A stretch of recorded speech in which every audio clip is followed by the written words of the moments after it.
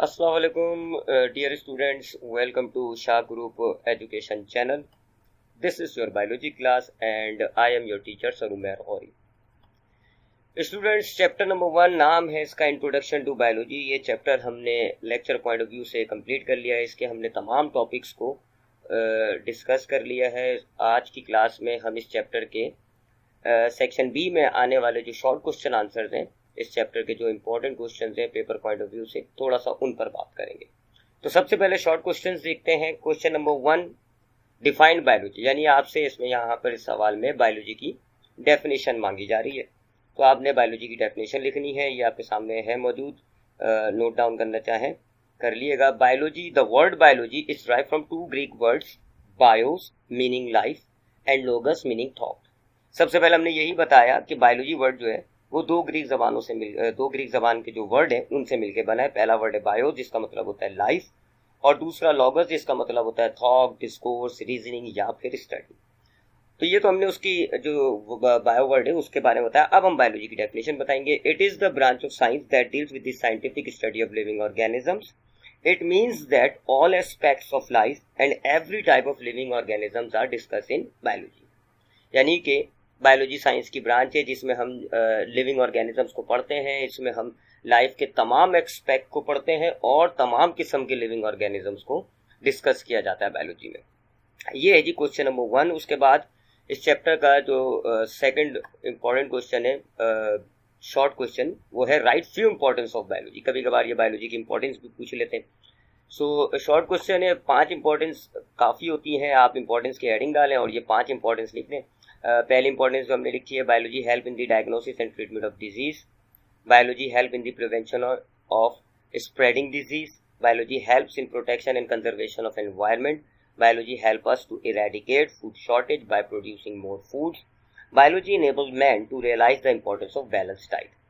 ये 5 इंपॉर्टेंस काफ़ी होती हैं। आप अपने पास से की कोई सही इंपॉर्टेंस अगर है, क्योंकि बायोलॉजी की तो बहुत इंपॉर्टेंस होती है, आप अपने पास से भी कोई इंपॉर्टेंस ऐड करना चाहें तो कर सकते हैं। क्वेश्चन नंबर 3 देखते हैं। Write about some important careers of biology. Biology के कुछ इंपॉर्टेंट करियर्स को आपने यहाँ पर डिस्कस करना है।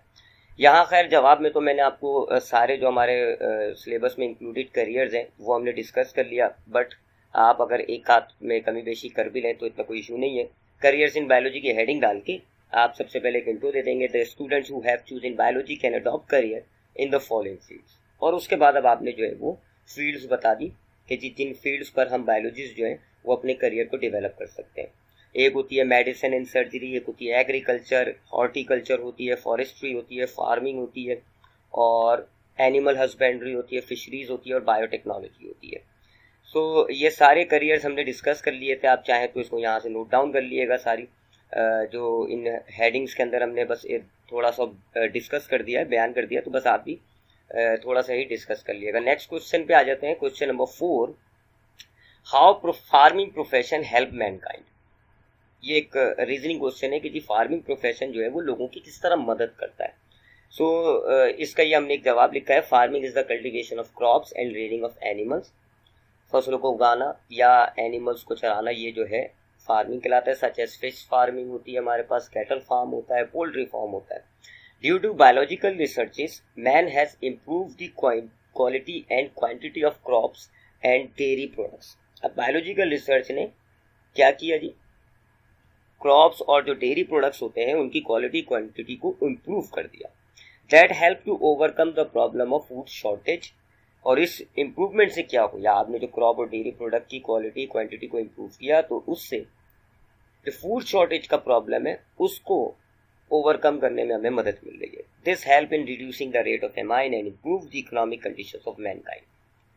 सो ये एक क्वेश्चन नंबर 4 का आंसर है, आप नोट डाउन कर लें। क्वेश्चन नंबर 5 पर आ जाते हैं। क्वेश्चन नंबर 5 है, how new varieties of plant are produce. Plants की जो नई वैरायटीज होती हैं वो कैसे पैदा की जाती हैं। अब इस सवाल में हमने जवाब क्या लिखा है, न्यू प्लांट वैरायटीज, यहाँ लिख देते हैं, new plant varieties are produce by selection and hybridization. हम दो तरीके बता रहे हैं जी प्लांट वैरायटीज, नई प्लांट वैरायटीज पैदा करने का, एक सिलेक्शन और दूसरा हाइब्रिडाइजेशन। सिलेक्शन आगे बताया हमने, इन दोनों को थोड़ा सा डिफाइन किया, selection involve breeding of plant with desirable characters. Selection में हम क्या करते हैं जी कि जो हमें डिजायरेबल, जो हमें करेक्टर्स चाहिए होते हैं ना नई जनरेशन में, नए पौधे में, तो वो वाले करेक्टर्स के जो पौधे होते हैं उनको सिलेक्ट करके उनकी ब्रीडिंग कराते हैं। सिलेक्शन कैन बी नेचुरल और आर्टिफिशियल। और अब यहाँ हमने हाइब्रिडाइजेशन को डिस्कस किया। Hybridization is the interbreeding of two varieties of to produce new crop varieties. दो अलग अलग वैरायटीज को लें और अगर आप उनकी ब्रीडिंग करा के एक नई वैरायटी पैदा करें, ये हाइब्रिडाइजेशन कहलाती है। With desirable characters, both this processes produce new plant varieties.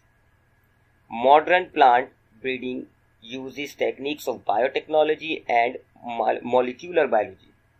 अब ये जो मॉडर्न आजकल जो नए प्लांट बनाने के लिए जो ब्रीडिंग टेक्निक्स यूज हो रही है, उसमें हम बायोटेक्नोलॉजी और मॉलिक्यूलर बायोलॉजी को इस्तेमाल करते हैं to insert genes of desirable traits into plants to produce new varieties of plant. अब ये बायोटेक्नोलॉजी और मॉलिक्यूलर बायोलॉजी से हम क्या करते हैं, जो भी हमें नए पौधे में नई वैरायटी में खूबी चाहिए होती है, तो उस ट्रेट के जो जीन्स होते हैं वो हम इंसर्ट कर देते हैं जाइगोट के अंदर, तो उससे जो है फिर हमें एक प्लांट की नई वैरायटी मिल जाती है। क्वेश्चन नंबर 6 है जी, define biology and its 3 main divisions. यानी बायोलॉजी की आपको डेफिनेशन लिखनी है और उसकी जो 3 मेन डिविजन्स हैं उनकी डेफिनेशन लिखनी है। बायोलॉजी की डेफिनेशन तो मैंने आपको क्वेश्चन नंबर 1 में बता दी थी। 3 मेन डिविजन्स मैं आपको यहाँ दिखा देता हूँ। ये वही 3 मेन डिविजन्स हमने लेक्चर पे बात की थी कि बायोलॉजी में 3 बड़ी ब्रांचेस होती हैं, जोलॉजी, बॉटनी और माइक्रोबायोलॉजी। तो हमने भी यही बात लिखी कि biology has been classified into following 3 fundamental branches, और फिर हमने उन तीनों ब्रांचेस को डिफाइन कर दिया कि जोलॉजी जो है वो एनिमल्स की स्टडी है, प्लांट्स की स्टडी जो है वो बॉटनी कहलाती है, माइक्रोबायोलॉजी जो है वो माइक्रोस्कोपिक ऑर्गेनिजम्स की स्टडी कहते हैं। क्वेश्चन नंबर 7 है जी हमारे पास, define any 3 branches of biology. यानी बायोलॉजी की कोई सी भी 3 ब्रांचेस को आप डिफाइन करते हैं। अब आपके सिलेबस में तो बहुत सारी ब्रांचेस हैं, morphology, anatomy, histology, cell biology, palaeontology, parasitology. तो एनी 3 मतलब है जी कोई सी भी 3 को आप डिफाइन कर दो। तो मैंने यहाँ पर मॉर्फोलॉजी को, एनाटमी को और हिस्टोलॉजी को डिफाइन कर दिया, बट जरूरी नहीं है कि आप यही 3 डिफाइन करें। एनी 3 कोई सी भी 3 आप डिफाइन कर लें। और इन ब्रांचेस में क्या पढ़ा जाता है ये हमने लेक्चर में डिस्कस किया था। मॉर्फोलॉजी में हम एक्सटर्नल स्ट्रक्चर्स पढ़ते हैं लिविंग ऑर्गेनिजम्स के, एनाटमी में हम ऑर्गेनिजम्स का जो इंटरनल स्ट्रक्चर होता है वो पढ़ते हैं, और हिस्टोलॉजी के अंदर हम प्लांट्स और एनिमल्स के जो टिश्यूज होते हैं उनको स्टडी करते हैं। क्वेश्चन नंबर 8 पर आते हैं, why subject biology is named as multi dimensional subject. Biology subject को हम मल्टी डायमेंशनल सब्जेक्ट क्यों कहते हैं?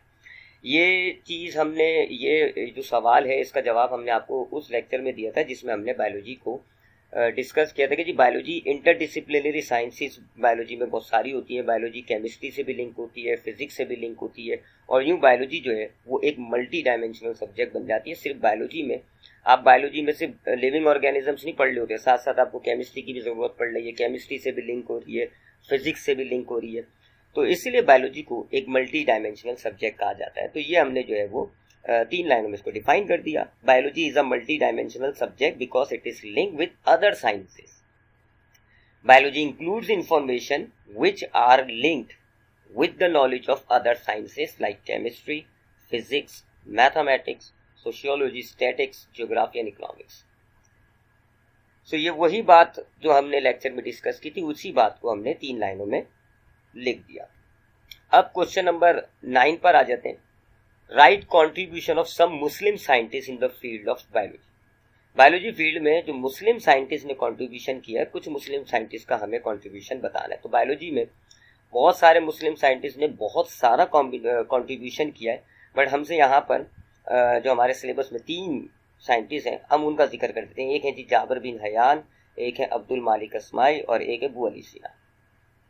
जाबर बिन हयान ईरान में पैदा हुए थे, तो ये हमने सबसे पहले बात दी कि he was born in Iran, he was a famous Muslim scientist who have remarkable contribution in the field of science like chemistry and biology. In 2 science में इन्होंने बहुत ज़्यादा कंट्रीब्यूशन किया था।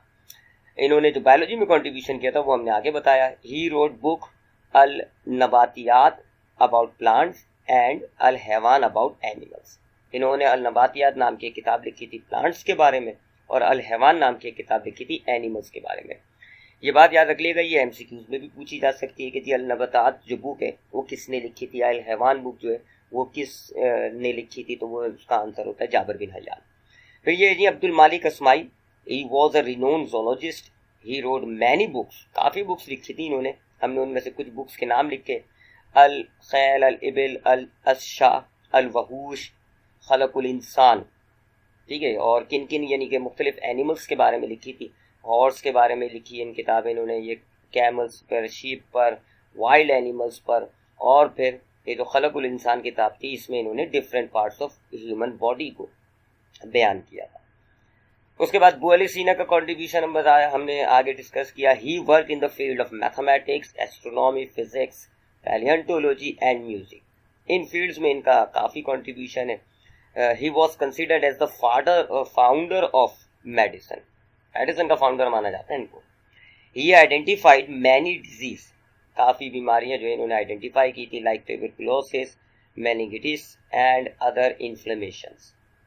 ही wrote book al Qanun and fill अल शफा। ये किताबों के नाम याद कर लिएगा, एमसीक्यूज में भी पूछा जाता है कि अल कानून या फिल बस अल शफा जो है वो किस ने लिखी थी, तो इसका जवाब है अबू अली सीना। वेस्ट में इनको एविसीना कहा जाता है, he is called as Avicenna in the West. आखिर में मुझे बात भी डाल दी।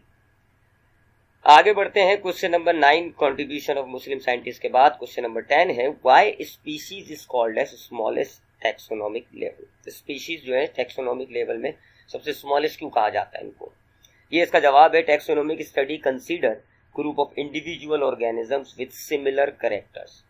टैक्सोनॉमिक स्टडीज के अंदर हम इंडिविजुअल ऑर्गेनिजम्स को कंसीडर करते हैं, सेल या टिश्यूज या ऑर्गन्स को नहीं, पूरे पूरे ऑर्गेनिजम्स को कंसीडर करते हैं जिनमें कैरेक्टर्स सिमिलर होने चाहिए। All the members of a particular species are morphologically similar and can interbreed to produce fertile offspring. Hence, species is considered as the smallest taxonomic level. So ये इसका answer हो जाता है, नोट कर लिएगा। Question number 11 पर आते हैं, how population is different from community. Population जो है वो कम्युनिटी से क्यों डिफरेंट होती है, बड़ा बेसिक सा डिफरेंस होता है। पॉपुलेशन जो है वो ग्रुप ऑफ सिमिलर स्पीशीज होता है और कम्युनिटी जो है वो ग्रुप ऑफ डिफरेंट स्पीशीज को कहा जाता है, तो यही बात हमें यहाँ लिखनी है। Member of same species living in close association in a given area are considered as population. यानी कि अगर आप सेम स्पीशी को एक ही जगह पर अगर आप जमा कर लेंगे ना, तो वो पॉपुलेशन कहलाती है। On the other hand, population of several species, यानी अलग अलग स्पीशीज अगर हम जमा कर लें, living and interacting in the same area, एक ही एरिया में रह रहे हो, forms a community. It means population contains single species while community has many different species. इसका मतलब है पॉपुलेशन में एक ही किस्म की स्पीशी है और कम्युनिटी में कई किस्म की स्पीशीज है। अगला question number 12, write some characteristics of amoeba. Amoeba के हमें कुछ कैरेक्टरिस्टिक्स लिखने हैं, तो ये उसके कुछ कैरेक्टरिस्टिक्स हमने बयान कर दिए यहाँ पे। एमीबा हमने पढ़ा एक यूनिसेलुलर ऑर्गेनिज्म है, एक लेक्चर में हमने इसको डिस्कस किया था कि स्टैग्नेंट वाटर में पाया जाता है और इसका कोई रेगुलर शेप नहीं होता, कोई इसका रेगुलर शेप नहीं होता क्योंकि इसकी बॉडी में से फिंगर लाइक जो है वो सीडोपोडिया निकल रहे होते हैं, जिसकी वजह से वो फैगोसाइटोसिस करता है, मूवमेंट करता है और रिस्पायरेशन वगैरह जो है ये अपनी मेम्ब्रेन से डिफ्यूजन के जरिए कर लेता है। तो यही कुछ हमें कैरेक्टर्स इसको यहाँ बयान करना है एमीबा के। तो हमने लिखा जी, amoeba is a unicellular organism found in mud of shallow pond, pools and at any stagnant water. Its size is about 0.25 mm. It has a cell membrane, cytoplasm and nucleus. Cytoplasm is divided into outer transparent ectoplasm and inner endoplasm. Cytoplasm contains food vacuole, contractile vacuole, lysosome, mitochondria, etc. यानी ये इसके अलावा और भी organelles होते हैं ना, तो हमने तो ये सिर्फ 3-4 ऑर्गेनल्स लिख दिए। फूड वैक्यूल उसके साइटोप्लाज्म में मौजूद है, कॉन्ट्रेक्टाइल वैक्यूल मौजूद है, लाइसोसोम मौजूद है, माइटोकॉन्ड्रिया मौजूद है, लेकिन उसके अलावा भी और से ऑर्गेनल्स मौजूद होते हैं। फिर ये वही उसके शेप वाली बात, वो सीडोपोडिया वाली बात हम लिखेंगे। It has finger like projections called pseudopodia which help in movement and phagocytosis. Movement और फैगोसाइटोसिस में ये सीडोपोडिया इसकी हेल्प करते हैं, मदद करते हैं। Due to pseudopodia amoeba has no definite shape. Pseudopodia की वजह से एमीबा का कोई एक फिक्स डेफिनेट शेप नहीं होता। क्वेश्चन नंबर 13 है जी अब हमारे पास, draw a neat and label diagram of amoeba. अब यहाँ सिर्फ हमसे डायग्राम बोली जा रही है, साफ सुथरी लेबल डायग्राम बनानी है। तो ये बुक की डायग्राम है एमीबा की, आपकी बुक में, आपकी जो टेक्स्ट बुक है उसमें भी मौजूद है। बड़ी सिंपल सी डायग्राम है और लेबलिंग का ख्याल रखना है, प्रॉपर लेबलिंग होनी चाहिए। डायग्राम जितनी नीट एंड क्लीन बनाएंगे उतना अच्छा है हमारे लिए। और लेबलिंग का ख्याल रखिएगा जी कि लेबलिंग जो है हम सही जगह कर रहे हैं, ठीक है। तो ये आप बुक में से डायग्राम की प्रैक्टिस करिएगा, इंपॉर्टेंट क्वेश्चन होता है ये। उसके बाद क्वेश्चन नंबर 14 पे आते हैं, डिफाइन यूनिसेलुलर ऑर्गेनिज्म। एक छोटा सा सवाल है, यूनिसेलुलर ऑर्गेनिजम्स को डिफाइन करना है, यूनिसेलुलर ऑर्गेनिजम्स की डेफिनेशन लिखनी है। तो ये हमने उसकी डेफिनेशन एग्जांपल्स के साथ लिख दी। Organisms that are made up of only one cell and that single cell perform all the functions necessary for life. Organism जो एक ही सेल से बने हुए होते हैं और वो एक सिंगल सेल जो होता है वो तमाम काम करेगा जो उसको जिंदा रहने के लिए करने पड़ते हैं, आर कॉल्ड यूनिसेलुलर ऑर्गेनिजम्स। ये हमने कुछ एग्जाम्पल्स डाल दी, बैक्टीरिया, एमीबा और यूग्लेना। क्वेश्चन नंबर 15 पर आते हैं, write some characteristics of volvox. अब वो जो हमने कॉलोनियल ऑर्गेनिजम्स, कॉलोनियल ऑर्गेनाइजेशन जब हमने पढ़ा था तो उसकी हमने एक एग्जाम्पल पढ़ी थी वॉलवॉक्स, उसके हमसे चंद कैरेक्टर्स पूछे जा रहे हैं वॉलवॉक्स के। तो ये हमने जो है वो कुछ उसके कैरेक्टर्स बता दिए। Volvox is a genus of chlorophyte green algae in family Volvocaceae. It is a polyphyletic genus. Polyphyletic groups are those which have multiple origins and thus have many ancestors. It forms spherical colonies of up to 50,000 cells. It is found in fresh water like ponds, ditches, even in the shallow puddles. Single volvox cell has a pair of flagella for swimming, eye spot, contractile vacuole, nucleus and other organelles. ये हमने उस Volvox colony के एक single cell के जो characters हैं ये हमने वो बताया। दे आर ऑटोट्रॉपिक, ये ऑटोट्रॉपिक होते हैं, अपना खाना खुद तैयार करते हैं, क्लोरोफिल मौजूद होता है as they have chlorophyll and thus perform photosynthesis. They are not harmful to humans, ये इंसानों के लिए हार्मफुल नहीं होते। और ये इसकी बुक वाली डायग्राम है, टेक्स्ट बुक में आपके पास मौजूद है, देख लिएगा अपनी बुक में से। Question number 16, right difference between unicellular and multi cellular organisms. Biology में डिफरेंसेस काफ़ी इंपॉर्टेंट होते हैं, बहुत आते हैं, शॉर्ट क्वेश्चन में आते हैं, 3-4 डिफरेंसेस लिखते हैं, काफ़ी होते हैं। तो अभी इस सवाल में हमें यूनिसेलुलर और मल्टी सेलुलर ऑर्गेनिजम्स के हवाले से डिफरेंसेस बताना है कि इन दोनों में क्या फ़र्क होता है। तो टेबुलर फॉर्म में लिखा करें डिफरेंसेस को, अच्छा रहता है जी। एक हमने कॉलम बना लिया यूनिसेलुलर ऑर्गेनिजम्स का और एक कॉलम हमने बना लिया मल्टी सेलुलर ऑर्गेनिजम्स का। आप टेबुलर फॉर्म में लिखें, दोनों जो टाइटल है आपने कॉलम बना लिया, उसके बाद आपने डिफरेंसेस लिखिए। याद रखिएगा डिफरेंसेस में एक आध जो होता है ना मेजर डिफरेंस होता है। जैसे यूनिसेलुलर मल्टी सेलुलर ऑर्गेनिजम्स की बात करें तो इनमें असल फर्क क्या है कि यूनिसेलुलर ऑर्गेनिजम्स की वो एक ही सेल से बने हुए होते हैं और मल्टी सेलुलर काफ़ी सारे सेल से बने हुए होते हैं। तो ये जो एक्चुअल डिफरेंस होता है ना, असल फर्क, ये लाजमी लिखना होता है। अक्सर हम क्या करते हैं जी, हम देखते हैं जी बच्चे जो है ना छोटे छोटे एग्जाम्पल लिख दी और एक डिफरेंस एग्जाम्पल बना के लिख दिया, एक आध डिफरेंस जो है तो छोटे पॉइंट्स थे उन्हें याद कर लिया, वो जो मेजर डिफरेंस है उसे भूल गए। तो ऐसा नहीं करिएगा, मेजर डिफरेंस लाजमी लिखना है और बल्कि एट द टॉप लिखे तो ज़्यादा मुनासिब होता है। तो इसलिए हमने देखा major difference at the top, पहले ही लाइन में हमने मेजर डिफरेंस लिखा है, they are made up of only one cell and they are made up of many cell. ये है जी इनका मेजर डिफरेंस। उसके बाद अदर डिफरेंसेस हमने क्या बताया जी कि their single cell carry out all the necessary process of life. अभी हमने यूनिसेलुलर ऑर्गेनिज्म की डेफिनेशन में भी बताई थी। Different cells carries out different processes of life. अब मल्टी सेलुलर में तो बहुत सारे सेल होते हैं, तो हर सेल अपने अपने पर्टिकुलर काम कर रहा होता है। तो डिफरेंट सेल जो है वो मुख्तलिफ प्रोसेस करते हैं। It includes prokaryotic and eukaryotic organisms. It includes only eukaryotic organisms. Division of labour among organelle level, division of labour among cellular tissue organs या सिस्टम लेवल। यानी कि इनके इस पॉइंट का मतलब होता है कि यूनिसेलुलर ऑर्गेनिजम्स में जो फिर वो जो काम है वो किस में डिवाइड हुआ हुआ है, उसके जो अंदर मौजूद ऑर्गेनल्स हैं उसमें डिवाइड हुआ हुआ है। उसके अंदर के ऑर्गेनल्स आपस में उन्होंने अपने कामों को तकसीम कर लिया और वो अपने ऑर्गेनल्स जो है वो अपने अपने काम कर रहे हैं।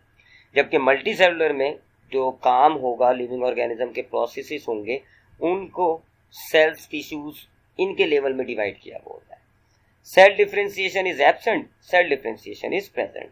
फिर आखिर में हमने एग्जाम्पल्स बता दी कि यूनिसेलुलर एग्जाम्पल्स जो है, यूनिसेलुलर ऑर्गेनिजम्स की एग्जाम्पल है अमीबा और बैक्टीरिया, और मल्टी सेलुलर की एग्जाम्पल है इंसेक्ट, ह्यूमन वगैरह वगैरह। Question number 17, draw a neat and label diagram of dissected frog. Dissected frog, कटे हुए फ्रॉग की साफ सुथरी लेबल डायग्राम बनानी है। ये आपकी टेक्स्ट बुक में भी ये डायग्राम मौजूद है। फ्रॉग है, डायसेक्ट हुआ हुआ है, उसकी एक साफ सुथरी सी लेबल डायग्राम बनानी है। डायग्राम की बहुत अच्छी प्रैक्टिस कीजिएगा, प्रॉपर साफ सुथरी डायग्राम होनी चाहिए। और अगेन लेबलिंग का ख्याल रखिएगा कि आप अगर जैसे कह रहे हैं ना कि फॉर एग्जांपल आप ये हार्ट बता रहे हैं, तो हार्ट जो है वो प्रॉपर लाइन हुआ हो कि किस चीज़ को आप हार्ट कह रहे हो। माउथ जो है वो किस चीज़ को आप कह रहे हो माउथ, ठीक है, इस चीज़ का खास ख्याल रखिएगा।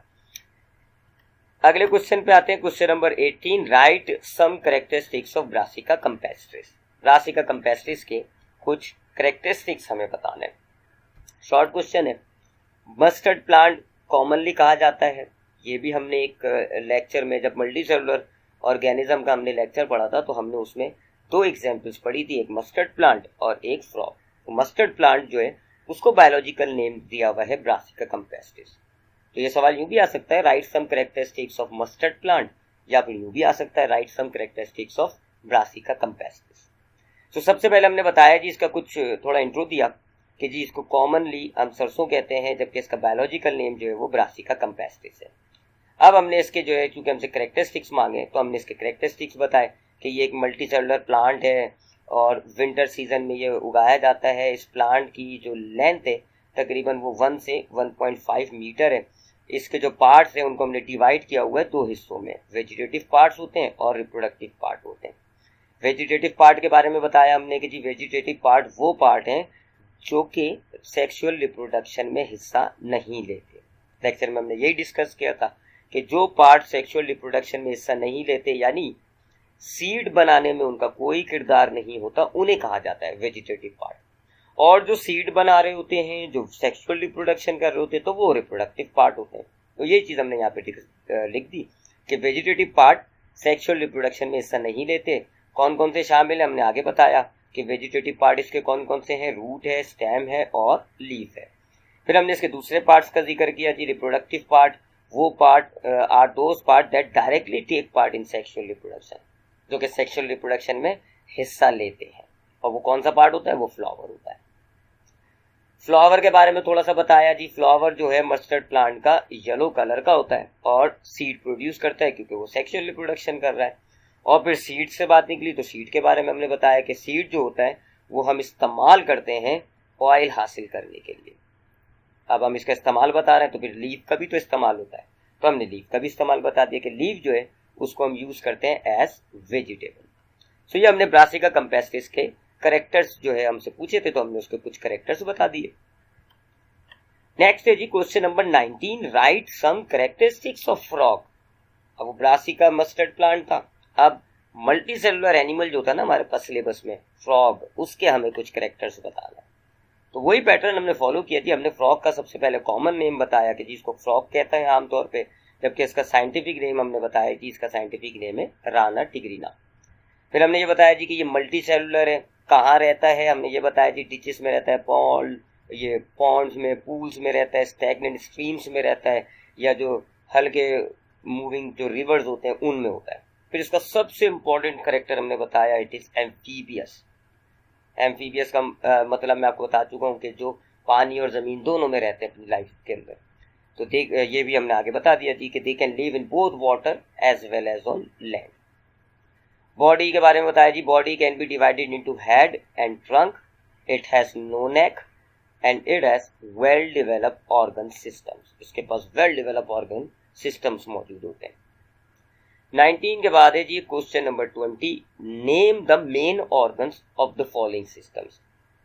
आपको कुछ सिस्टम्स दिए जाएंगे और उनके मेन ऑर्गन्स कब पूछा जा रहा है। अब यहाँ जो हमने सारे ही सिस्टम्स के मेन ऑर्गन्स में आपको यहाँ बता रहा हूँ, लेकिन तीन सिस्टम्स के बारे में आपसे पूछा जा सकता है, इनमें से कोई से भी 3 सिस्टम्स दिए जा सकते हैं, तो आपने बस उन्हीं 3 सिस्टम के मेन ऑर्गन्स की बात करनी है।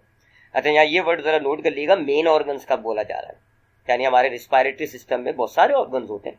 रिस्पायरेटरी सिस्टम में हमारे पास जो है वो नोस्ट्रिल्स होती है, नसल कैविटी होती है, फेरेंक्स होता है, लैरिंक्स होता है, ट्रैकिया होता है, ब्रोंकस होती है और फिर लंग्स होती है।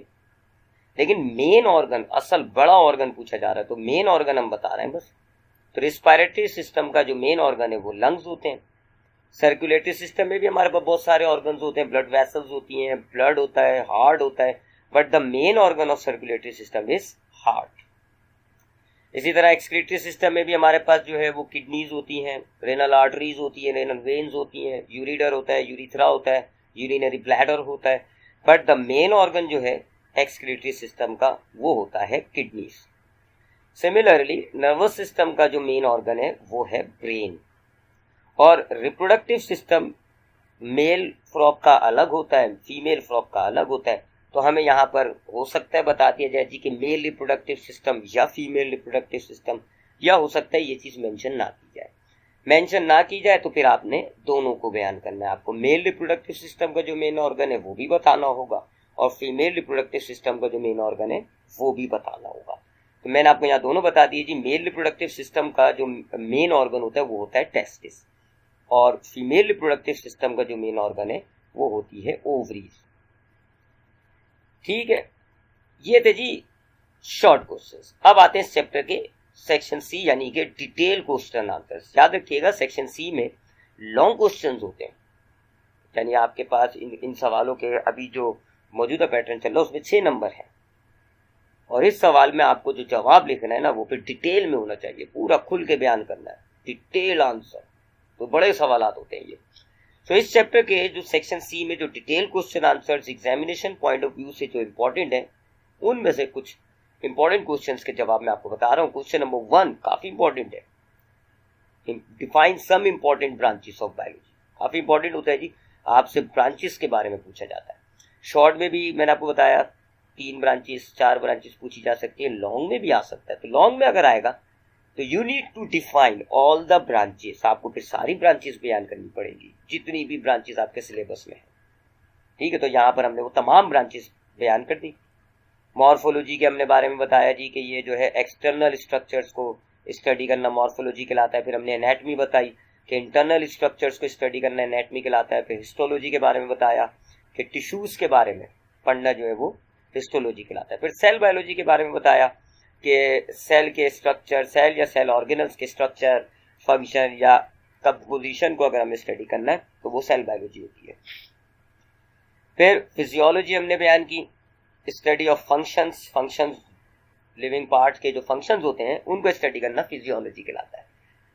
एनवायरमेंटल बायोलॉजी, ये ब्रांचेस जो आगे लिखी हुई हैं ये आप चाहे तो यहाँ से इस वीडियो से भी नोट डाउन कर सकते हैं, बुक से भी आप जो है ब्रांचेस को याद कर सकते हैं, बुक में भी बहुत आसान लिखी हुई है। एनवायरमेंटल ब्रांच बायोलॉजी के बारे में हमने बताया, याद होगा कि इसमें हम लिविंग ऑर्गेनिज्म का उसके एनवायरमेंट से रिलेशनशिप पढ़ते हैं, study of relationship of living organism with each other and with their non living environment.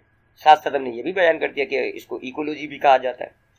Developmental biology ये भी हमने बयान किया, देखें एम्ब्रियोलॉजी कहा जाता है। इसमें हम जो जाइगोट की प्रोग्रेसिव डेवलपमेंटल चेंजेस होती हैं उनको स्टडी करते हैं। ये लिखा हुआ प्रोग्रेसिव डेवलपमेंटल चेंजेस किस में हो रही हैं, अकरिंग इन जाइगोट, कब तक, up to its birth. Taxonomy के बारे में बताया कि जी इसके अंदर हम जो है ऑर्गेनिजम्स को डिस्क्राइब करते हैं, आइडेंटिफाई करते हैं, क्लासीफाई करते हैं और फिर उसकी जो है वो साइंटिफिक नेमिंग करते हैं, किस बेसिस पर, सिमिलैरिटीज और डिससिमिलैरिटीज पर। फिर उसके बाद मजीद जो ब्रांचेज हैं वो हमने यहाँ लिख दी। टैक्सोनॉमी दोबारा आ गई, टैक्सोनॉमी। फिर जेनेटिक्स के अंदर हम इनहेरिटेंस को स्टडी करते हैं, जिसके अंदर हम transmission of heredity characters from parents to offspring. Palaeontology के बारे में बताया कि जिसके अंदर हम वो जो फॉसल्स की सूरत में अब हमें जो प्लांट्स और एनिमल्स मिलते हैं, ये लिखा हुआ फाउंड एज फॉसल्स, उनके बारे में स्टडी किया जाता है। बायोटेक्नोलॉजी के बारे में बताया, it deals with the study of modern techniques applied for the welfare of mankind. Sociobiology के बारे में बताया, it is the study of social behaviour of living organisms. यानी कि सोशियो बायोलॉजी क्या है जी कि ये जो लिविंग ऑर्गेनिज्म होते हैं इनका आपस में सोशल बिहेवियर कैसा होता है, आपस में ये किस तरह इंटरेक्शन करते हैं। पैरासाइटोलॉजी के बारे में बताया, पैरासाइटोलॉजी की डेफिनेशन आपकी बुक में नहीं है तो यहाँ से नोट कर लिएगा, it is the study of parasitic organism. Parasitic organism की स्टडी करना पैरासाइटोलॉजी कहलाता है। फार्माकोलॉजी के बारे में बताया कि जी ड्रग्स के स्टडी करना फार्माकोलॉजी कहलाता है। मॉलिक्यूलर बायोलॉजी, इसमें हम जो है वो उन ऑर्गेनिक मॉलिक्यूल्स को पढ़ते हैं जो कि सेल या उसके ऑर्गेनल्स को यानी लिविंग ऑर्गेनिजम्स को बनाते हैं। Study of those organic molecules that constitute cell and its organelles. Entomology, इसकी भी बुक में आपकी डेफिनेशन मौजूद नहीं है तो इसकी भी डेफिनेशन नोट कर लिएगा, it is the study of insect. Immunology, it is the study of immune system. यह आपकी बायोलॉजी की ब्रांचेस हो गई।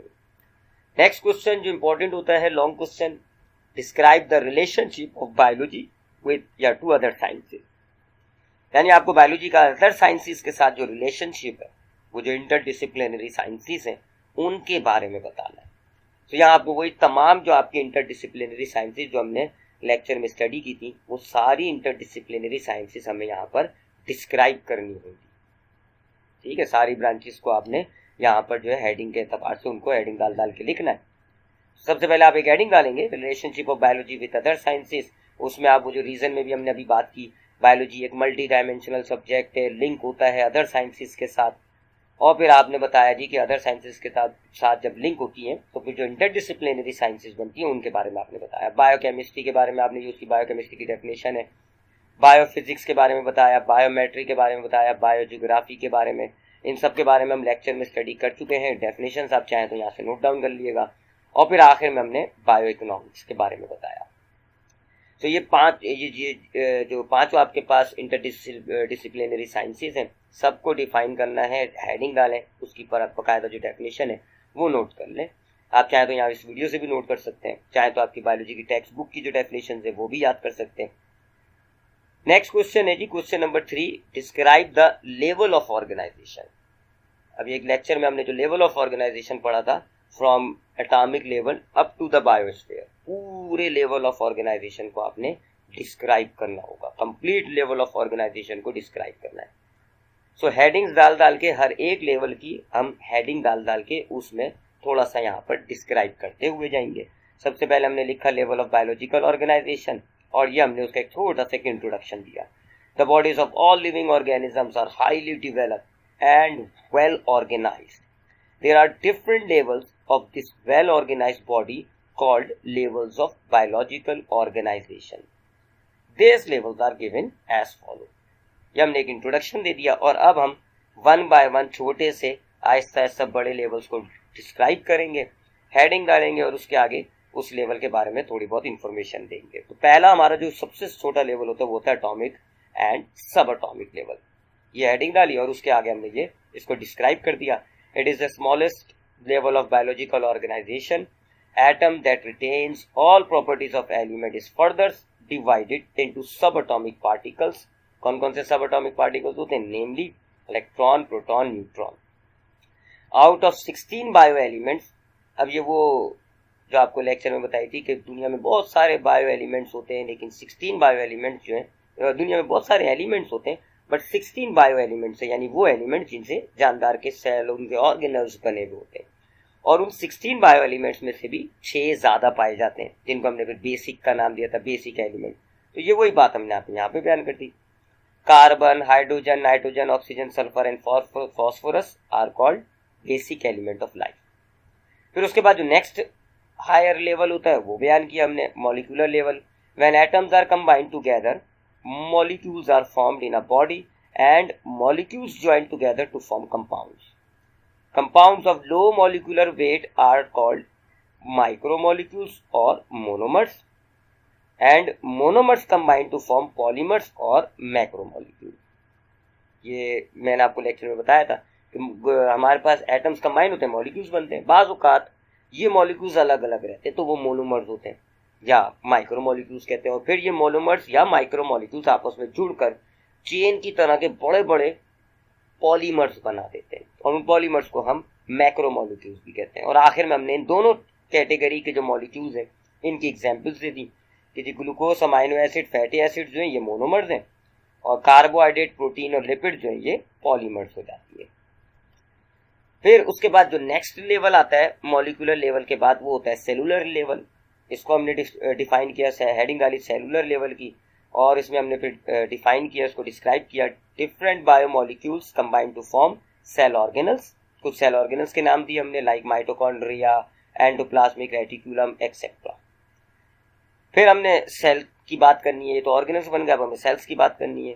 When different organelles combine and work as a unit, cell is formed. और फिर सेल का एक छोटा सा, यानी कि जो उसकी अहमियत है वो जाहिर की हमने कि जी cell is the structural and functional unit of life. फिर सेल के बाद जो नेक्स्ट लेवल होता है वो होता है tissue level. Cells of similar type combined to perform a particular function are called tissue. Examples लिख दी, nervous tissue, epithelial tissue etcetera. Tissue के बाद अगले जो लेवल्स होते हैं वो होता है ऑर्गन्स। फिर ऑर्गन के बाद जो नेक्स्ट लेवल होता है वो होता है ऑर्गन सिस्टम लेवल। दोनों को हमने कंबाइन करके बयान कर दिया। Tissues combined to perform a particular function is called organ. कुछ एग्जांपल्स दी हमने, कौन कौन से ऑर्गन, जैसे लंग्स, ब्रेन्स एक्सेट्रा। अब यहां से हम सिस्टम लेवल पर आ जाएंगे। Where as many organs combined to perform a particular function is called organ system. System की फिर हमने यहाँ एग्जाम्पल देनी है कि हमने बताया जी कि लंग्स और जो एसोसिएटेड ऑर्गन है, लंग्स के साथ जो जुड़े हुए ऑर्गन है उससे रिलेटेड, वो क्या फॉर्म करते हैं, रिस्पायरेटरी सिस्टम फॉर्म कर लेते हैं। इसी तरह ब्रेन और उसका जो एसोसिएटेड ऑर्गन होते हैं, स्पाइनल कॉर्ड, नर्व वगैरह, वो कौन सा सिस्टम बनाते हैं, नर्वस सिस्टम बना देते हैं। तो ये हम सिस्टम लेवल तक डिफाइन कर चुके हैं। फिर सिस्टम लेवल के बाद पूरा ऑर्गेनिज्म तैयार हो जाता है। वो वाला लेवल हमें डिफाइन करना है, इंडिविजुअल और होल ऑर्गेनिज्म लेवल। इसमें हमने डिफाइन किया जी different organ systems functioning in a highly advanced coordination and cooperation make up an individual or whole organism।